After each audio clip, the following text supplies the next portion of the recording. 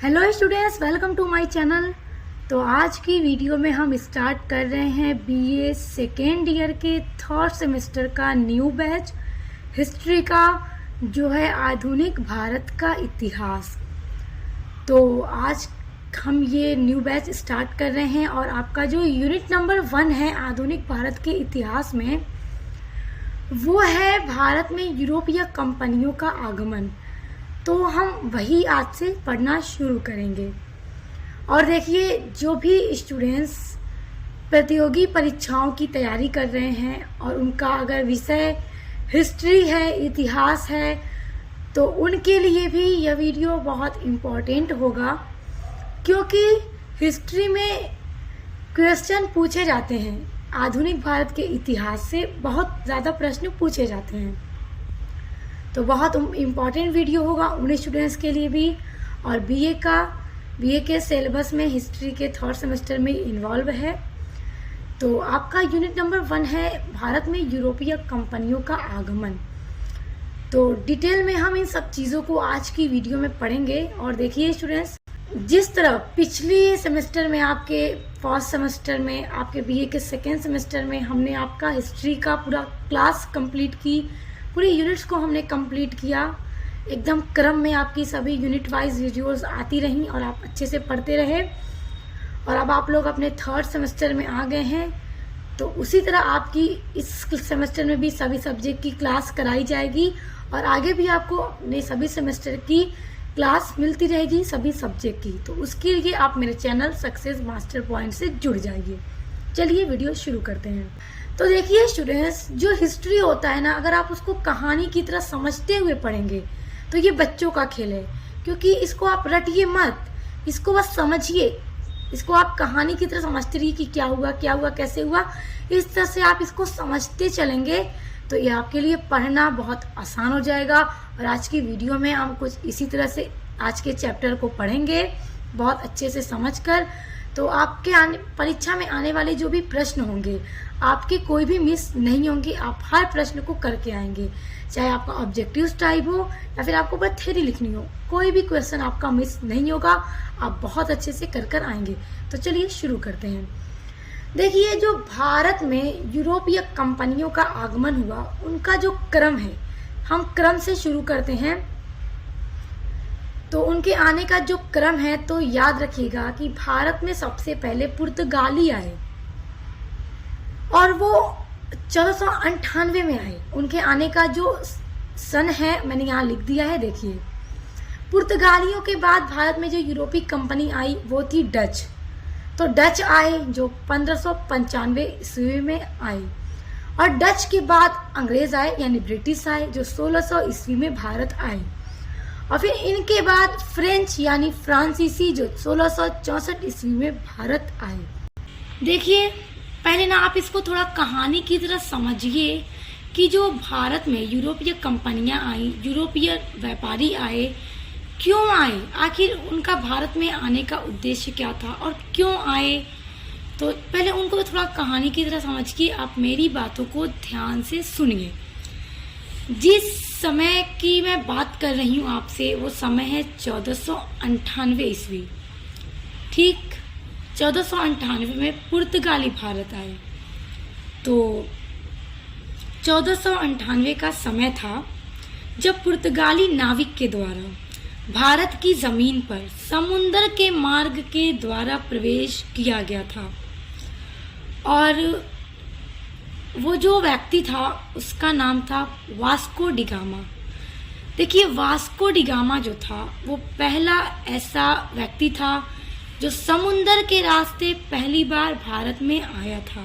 देखिए, अब ऐसा नहीं है कि उससे पहले यूरोपीय लोग भारत नहीं आते थे या फिर यहाँ से व्यापार नहीं करते थे।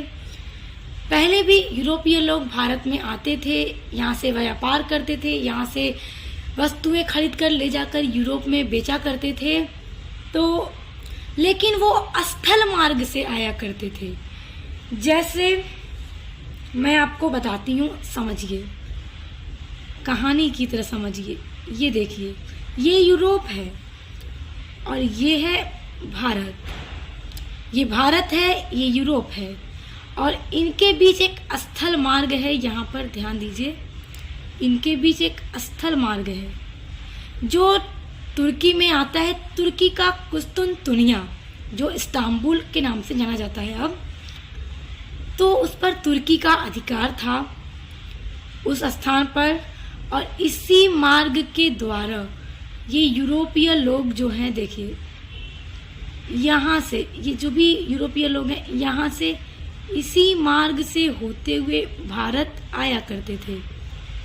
और तुर्की यानी कि जो कुस्तुनतुनिया जो स्थल मार्ग ये जो है, इसी के ज़रिए वो भारत आते थे। और इसने पूरा अधिकार दे रखा था यूरोपीय लोगों को कि भारत इस रास्ते से तुम जा सकते हो और यहाँ से वस्तुएं खरीद कर, जो भी हैं जिनका व्यापार वो करते हैं, यहाँ से खरीद कर अपने देश इसी मार्ग से ले जा सकते हैं। लेकिन देखिए, इसी तरह से ये क्रम चलता था, वो लोग भारत आते थे, व्यापार करते थे। फिर अरब, देखिए अरब ने क्या किया कि देखिए 1453 की बात है कि अरब देशों ने कुस्तुनतुनिया पर अधिकार जमा लिया, कब्जा कर लिया, और उन्होंने यूरोपीय लोगों के लिए ये रास्ता हमेशा के लिए बंद कर दिया कि अब यूरोपीय लोग हमारे इस रास्ते से भारत नहीं जा सकते। तो इसके पीछे अरब वासियों का एक उद्देश्य था। अरब वासियों ने सोचा कि यूरोपीय लोग भारत के साथ व्यापार करने के लिए बहुत उत्साहित होंगे, मतलब कि वो भारत से व्यापार करना चाहते थे, क्योंकि भारत से व्यापार करके यूरोपियों को बहुत फायदा होता था। तो अरब वासियों ने सोचा कि अगर उनके लिए रास्ता हमेशा के लिए बंद कर दिया जाए और इस पर हमारा कब्जा हो गया है, तो हम भारत से सामान खरीदेंगे सस्ता। इन्होंने सोचा कि हम भारत से सामान सस्ता खरीदेंगे और फिर यूरोपियों को बेचेंगे महंगा, तो अरब को बहुत मुनाफा होगा, अरब वासियों को फायदा होगा। तो इन्होंने अपने हितों के लिए ये रास्ता यूरोपियों के लिए ब्लॉक कर दिया। और यूरोपीय जो थे वो भारत के साथ व्यापार करने के लिए बहुत उत्साहित थे, क्योंकि यहाँ का जो मसाला था, भारत का जो मसाला था, वो यूरोपियों के लिए बहुत महत्वपूर्ण था। उसका बिजनेस करके यूरोपीय बहुत अच्छा फायदा, मतलब बहुत अच्छा कमाते थे। तो अब यूरोपियों को आखिर भारत का मसाला ही क्यों चाहिए था, इसके पीछे की जो मेन कारण है उसको अब जानिए कि यूरोपियों को भारत का मसाला ही क्यों चाहिए था। देखिए, जैसा कि यूरोप जो है वो ठंडा इलाका है और जो भारत के मसाले हैं वो गर्म हैं। तो जैसा कि मांस मछली यहाँ के लोग खाते थे, तो उनको अपने मांस मछली पर मसाला लगाकर रखने के लिए यहाँ के मसाले की ज़रूरत थी। और यहाँ का मसाला गर्म था और बहुत टेस्टी था, स्वादिष्ट था और अच्छा भी था, जिसको यूरोपीय लेकर जाते थे भारत से खरीद कर सस्ता, और अपने यूरोप में ले जाकर वो उसे महंगा बेचते थे और बहुत ही ज़्यादा मुनाफा, कई गुना मुनाफा कमाया करते थे। तो अब जब अरब वासियों ने ये रास्ता हमेशा के लिए बंद कर दिया, स्थल मार्ग अब खत्म हो चुका है और ये बात अब फैल चुकी है यूरोप में, पूरे यूरोप में, कि अरब वासियों ने ये रास्ता ब्लॉक कर दिया और उन्हें ज़रूरी था भारत के साथ बिजनेस करना, व्यापार करना।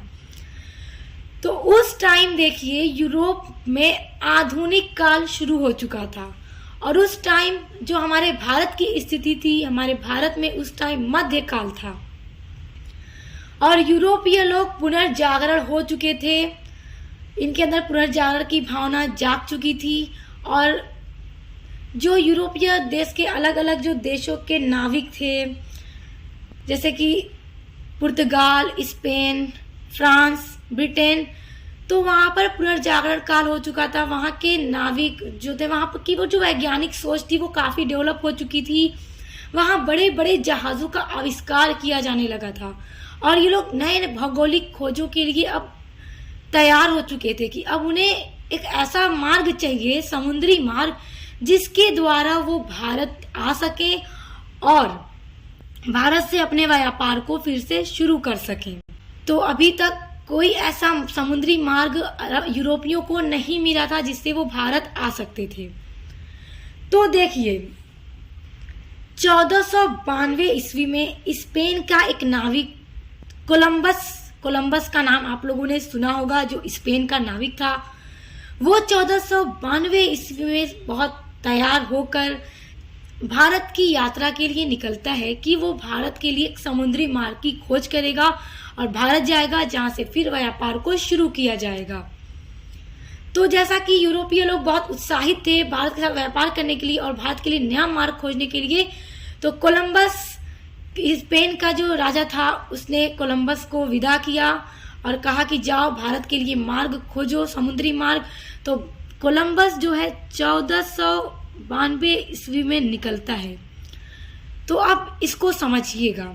देखिए, उस टाइम अभी ऐसा कोई यंत्र नहीं बना था जो दिशाओं को बता सके कि किधर जाना है, उत्तर, दक्षिण, पश्चिम, जिस दिशा में जाना है उस दिशा को बताने वाला भी कोई यंत्र नहीं था जो एकदम एग्जैक्ट बता सके। तो थोड़ा समझिएगा। जैसे यहाँ पर मान लीजिए अमेरिका है, ठीक ना, यहाँ पे अमेरिका है, बस समझिए कहानी की तरह। यहाँ पे है स्पेन देश, स्पेन का ये नाविक, और यहाँ पे है अफ्रीका, ठीक, और यहाँ पे है हमारा भारत।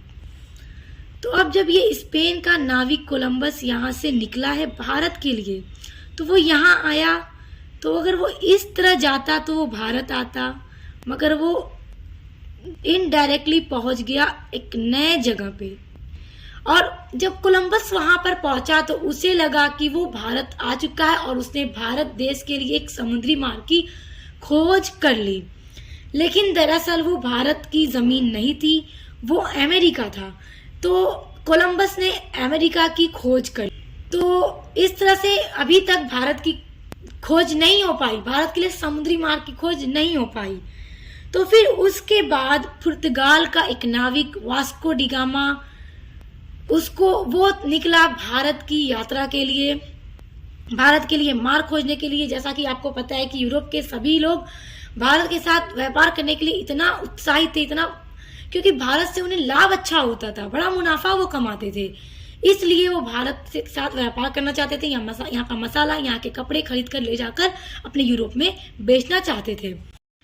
तो अब देखिए, जैसा कि जब पुर्तगाल का नाविक निकलता है तो वो क्या करता है, उसका जो दिशा था वो देखिए, यहाँ से अगर वो आते हुए इस तरह से यहाँ तक पहुंचा, तो जब ये जो जगह है इसको बोला जाता है केप ऑफ गुड होप, इस जगह को। तो यहाँ पर जब आया तो उसकी मुलाकात होती है एक भारतवासी से, मतलब भारत के एक नागरिक से, जिसका नाम था अब्दुल मजीद। तो वो उस वास्को डी गामा उससे कहता है कि यार मुझे भारत जाना है। तो वो बोलता है कि भारत का वो व्यापारी था अब्दुल मजीद, तो कहता है बस इतनी सी बात है, मैं तो भारत ही जा रहा हूँ, भारत लौट रहा हूँ, चलो मेरे साथ। तो वो उसे लेकर साथ आता है भारत। तो वो यहाँ पर केरल के कालीकट बंदरगाह पर वास्को डी गामा पहुंचता है 1498 ईस्वी में। 20 मई 1498 ईस्वी में केरल राज्य के कालीकट जिले में वास्को डी गामा ने प्रवेश किया, प्रथम यानी कि फर्स्ट टाइम समुद्री मार्ग से। तो इस तरह से वास्को डी गामा पहला ऐसा व्यक्ति है जिसने पहली बार समुद्री मार्ग से भारत की जमीन पर प्रवेश किया और भारत के लिए एक नए समुद्री मार्ग की खोज की। तो जैसा कि अगर स्टूडेंट्स इस चीज को अगर पढ़ते हैं हिस्ट्री में, तो उन्हें ऐसा लगता है कि भारत था नहीं, भारत को कोई जानता नहीं था, वास्को डी गामा ने भारत की खोज की। इस तरह से लिखा रहता है कि वास्को डी गामा ने भारत की खोज की 1498 ईस्वी में।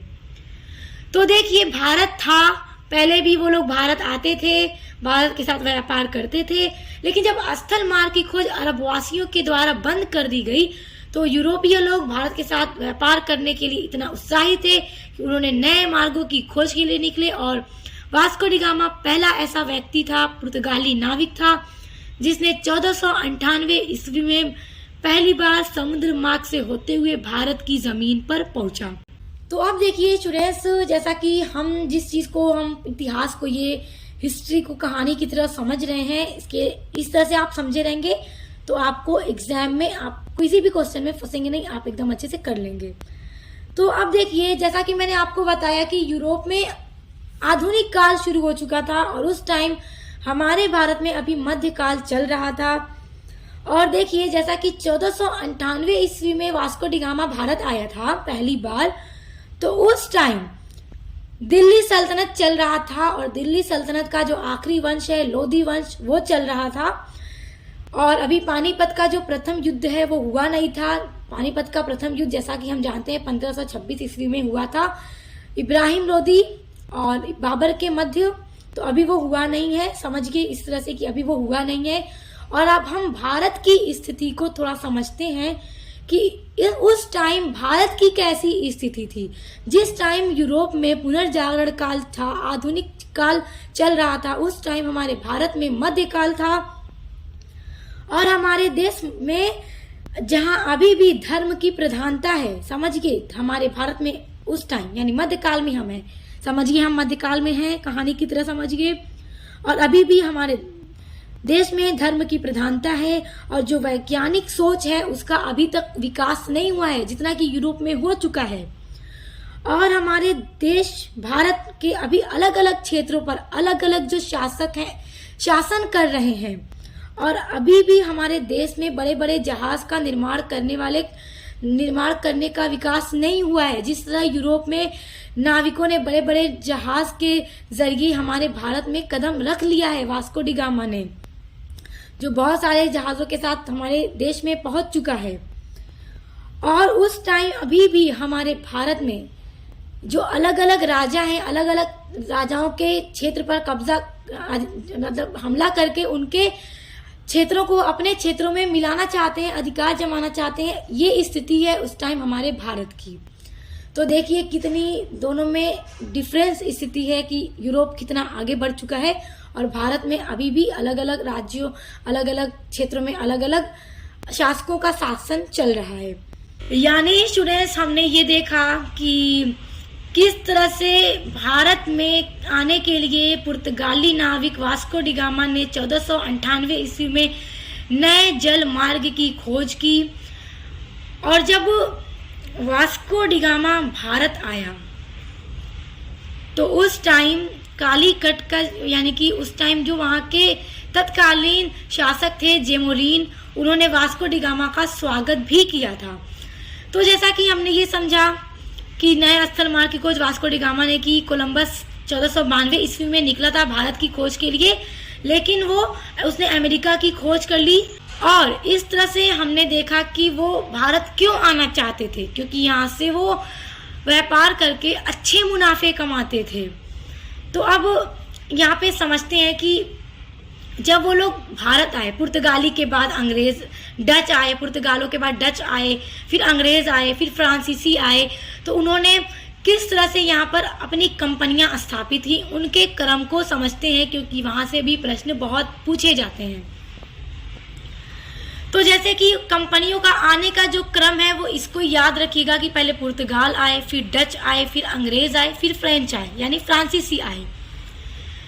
उसके बाद जो कंपनियां उन्होंने यहाँ पर स्थापित की, तो पुर्तगाली जैसा कि 1498 में भारत आए थे और 1498 में ही उन्होंने अपनी कंपनी स्थापित की। और देखिए पुर्तगालों के बाद जैसा कि डच आए थे, मगर डच से पहले अंग्रेजों ने यहाँ पर अपनी कंपनी स्थापित की।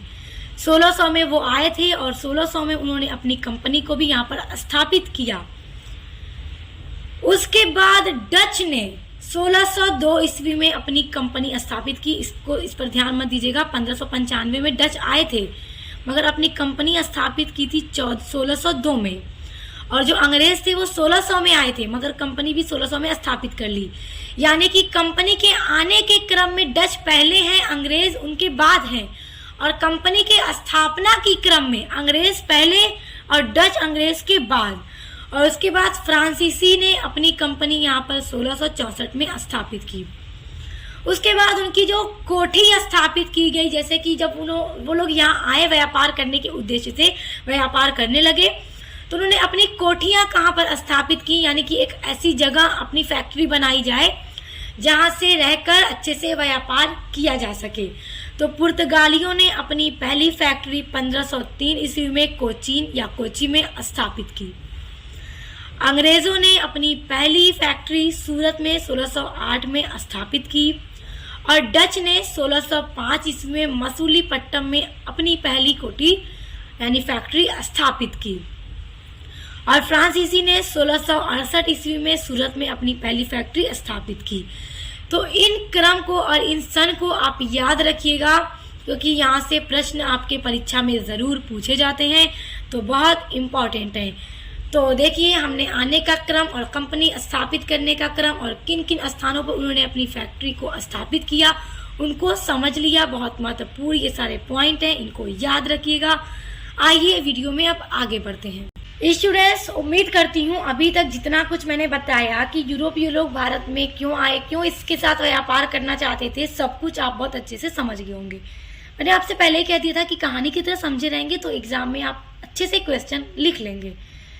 अब जैसा कि सबसे पहले पुर्तगाली भारत आए, तो अब इनके बारे में थोड़ा जानते हैं कि पुर्तगाली भारत आए, फिर उन्होंने कितने यहाँ पर अपने गवर्नर बनाए और उनकी क्या क्या उनके टाइम में नीति थी, उन सब चीज़ों को हम थोड़ा जानते हैं जो कि आपके एग्जाम में आपकी हेल्प करेंगे। आइए देखिए, प्रिंस हेनरी ने द नेविगेटर का आविष्कार किया और जैसा कि पुर्तगाली 1498 में भारत आए थे। सबसे पहला जो पुर्तगाली था वास्को डी गामा, वो आया था और जो पुर्तगाली थे वो 1961 तक भारत से निकले।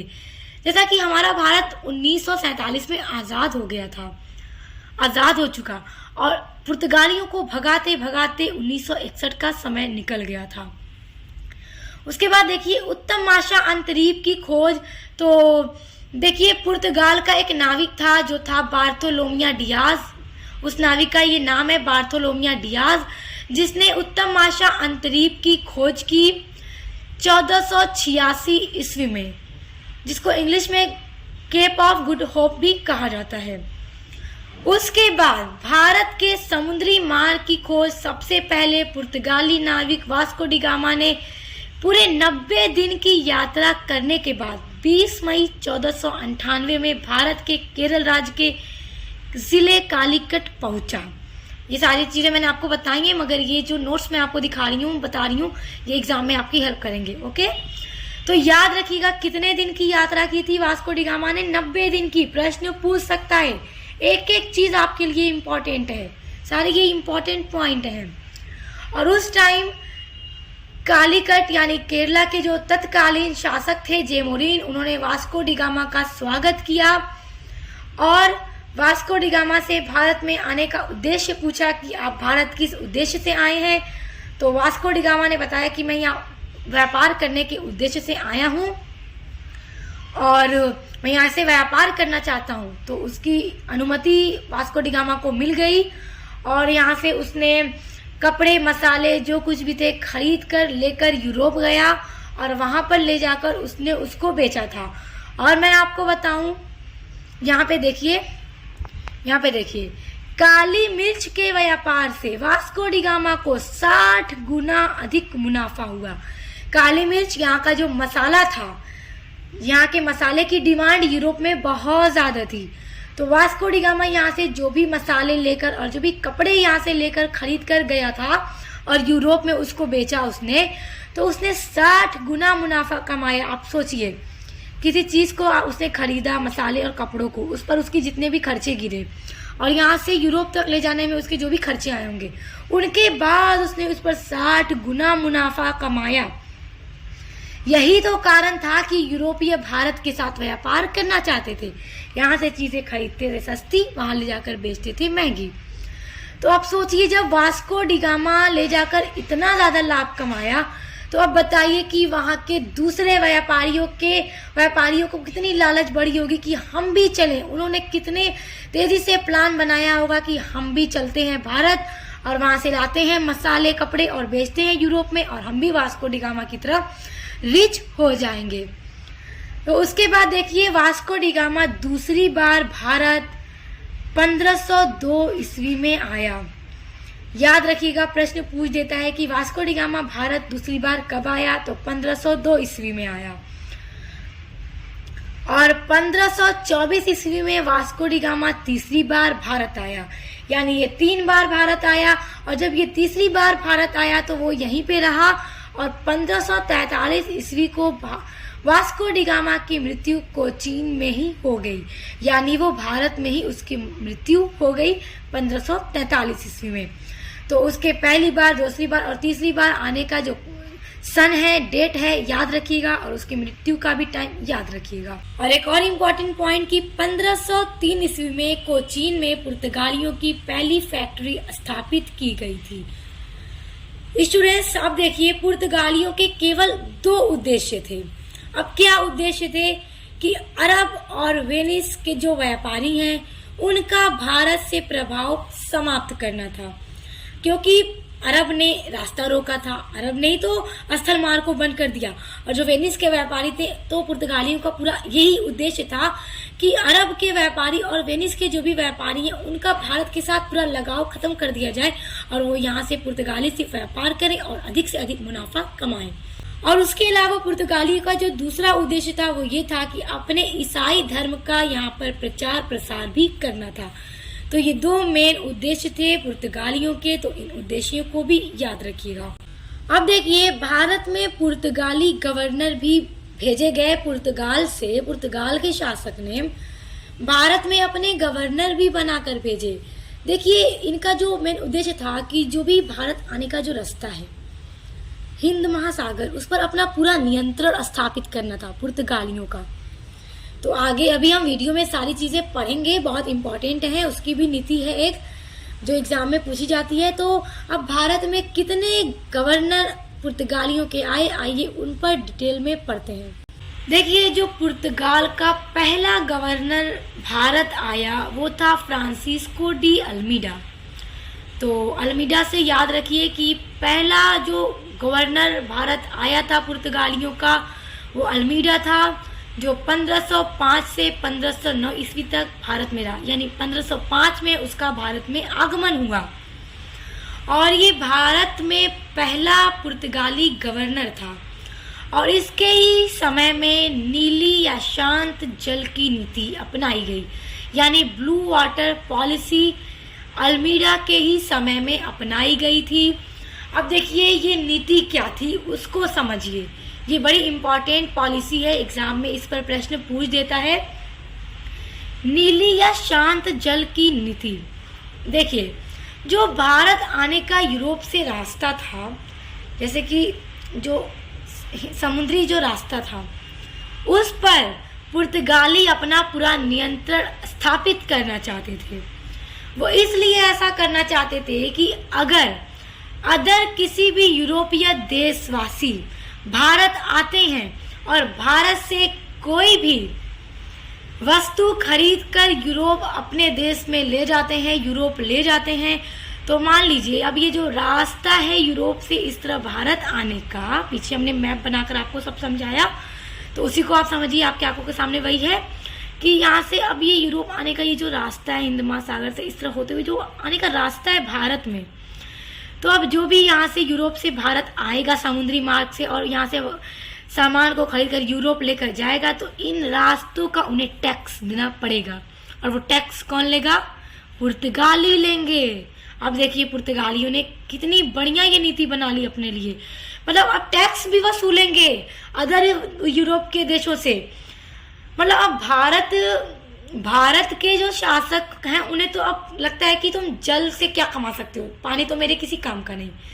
तो अब पुर्तगालियों का दिमाग देखिए कि उसने मतलब ये समुद्री मार्ग पर ही अपना पूरा नियंत्रण जमा लिया कि अगर कोई आएगा भारत से सामान लेकर जाएगा यूरोप तो उससे टैक्स देना होगा पुर्तगालियों को, जिससे पुर्तगालियों को फायदा होता था। और उस पर भी कुछ चीजें थी, कुछ रूल थे कि और देशों के लोग मसाला लेकर नहीं जा सकते। अब देखिए क्योंकि मसाले से इनको अच्छा फायदा होता था पुर्तगालियों को, तो मसाला लेकर अदर देश के भी जाएंगे यूरोपी। तो अब कैसे? तो उन्होंने कहा कि अगर कोई भी मसाला लेकर गया तो फिर वो उसको यहाँ से आने ही नहीं दिया जाएगा, इसलिए ये नहीं लेके जा सकते, बाकी चीजें तुम लेकर जा सकती हो, उसके लिए तुम्हें टैक्स भरना होगा। तो वही नीति है नीली या शांत जल की नीति, बड़ी इंपॉर्टेंट है, याद रखिएगा, एग्जाम में पूछती है। और देखिए 1503 में पुर्तगालों की पहली फैक्ट्री स्थापित की गई थी कोचीन में, और 1505 ईस्वी में अल्मीडा के समय में कुन्नूर में पुर्तगालियों की दूसरी फैक्ट्री स्थापित की गई थी। तो याद रखिएगा, पहली फैक्ट्री 1503 ईस्वी में कोचीन में और दूसरी फैक्ट्री पुर्तगालियों की कुन्नूर में 1505 ईस्वी में स्थापित की गई थी। तो बस इतना कुछ आपको याद रखना है फ्रांसिस्को डी अल्मीडा के समय में।